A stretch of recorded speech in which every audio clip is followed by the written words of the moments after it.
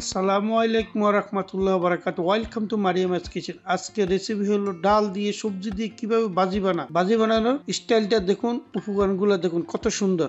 উপকরণগুলো দেখুন। এখন আমি কি নিলাম, 200 গ্রামের মতো মিষ্টি কুমড়া নিলাম, তারপরে একটা বেগুন নিলাম, তারপরে একটা ক্যাপসিকাম নিলাম, একটা আলু নিলাম, 3টা খোসা নিলাম আরব দেশে, অর্ধেকটা মূলা নিলাম, আর 200 গ্রাম ডাল নিলাম।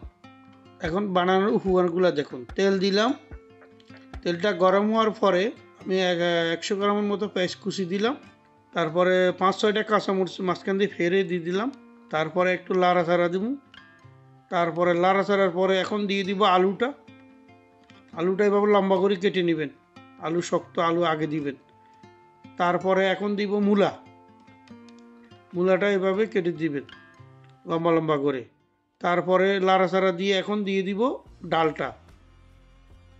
ডালটার পরে খোসাটা দিয়ে দিব। এখন খোসা ওই যে আরব দেশে পাওয়া যায়, এই দেশে আপনাদের দেশে থাকলে দিবেন, না থাকলে বরবটি অনেকটা দিবেন, সমস্যা নেই, খোসাটা দিয়ে দিবেন। এখন আমি একটু লাড়াচাড়া দিয়ে মিক্স করে নিব। দেখেন এইভাবে সুন্দর করে মিক্স করে নেবেন।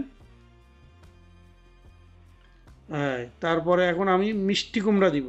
মিষ্টি কুমড়াটা একটু মোটা করে বড় করে কাটবেন। আমি এখন অ্যাড করব মিষ্টি কুমড়াটা।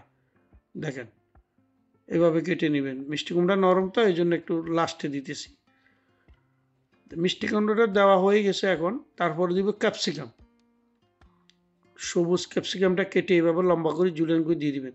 তারপরে 2 চামচ লবণ দিব স্বাদ মতো, আপনার টেস্ট করে আবার দিতে পারেন, সমস্যা নেই। তারপরে 1 চামচ হলুদ দিব, বা 1 চামচ বা 1 চামচের অর্ধেক 1.5 চামচ দিবেন। তারপরে আমি এখন বেগুনটা দিয়ে দিব, বেগুনটা একদম লাস্টে দিবেন, ঠিক আছে, এভাবে লম্বা লম্বা করে। এখন বেগুনটা দেওয়া হয়ে গেছে।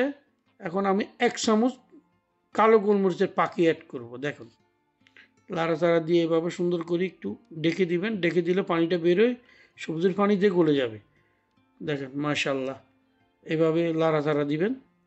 দেখেন মাশাল্লাহ হয়ে গেছে। এখন আমার সবজিটা কত সুন্দর সবজি, মুখে লুচি খাওয়াটা, পরোটা দিখান, রুটি দিখান, ভাত দিখান, যে কোনো জিনিস দিয়ে খেতে পারবে। দেখেন মাশাল্লাহ, এত সুন্দর একটা রেসিপি।